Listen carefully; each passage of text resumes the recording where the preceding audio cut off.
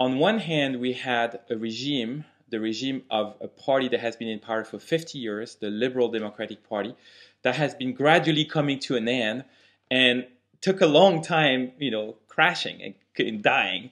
And in the last few years, the LDP kept trying to put up new faces and new ideas in order to stay in power, when in fact the public sort of had enough with them. So that explained the instability of the last three prime ministers until 2009. Then on August 30th, 2009, we had quite a dramatic event, a landslide election that swept aside this LDP that had been in power for so long and brought to power a very new, untested party, the Democratic Party of Japan, with Hatoyama as the prime minister.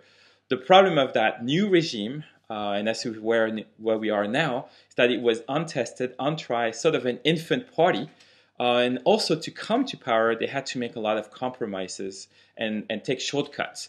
And in a way, those compromises and shortcuts accumulated and built up tensions, which became unbearable with Hatoyama, and he had to resign. The last four prime ministers were all sons or grandsons of former prime ministers.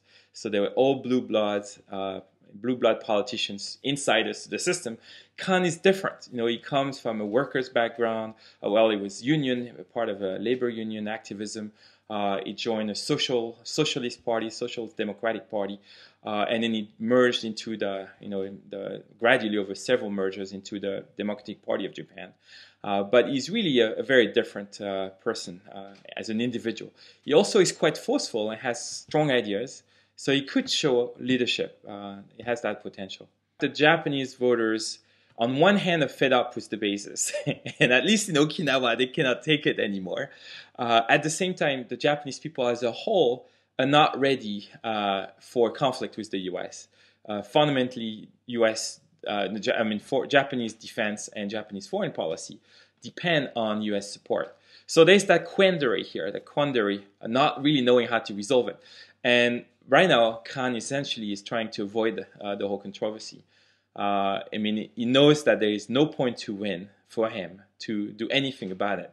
So he's going to mostly stick to what Hatoyama did and try to keep it quiet. He has an election to fight in July. So what he would like is the problem to go away and to be forgotten for now.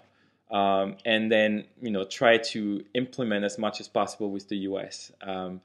This will come back, however, to haunt him because I don't think the agreement is easy to implement now in Okinawa. The Okinawa governor, the mayor in the new area, all of them are opposed to the base to be constructed.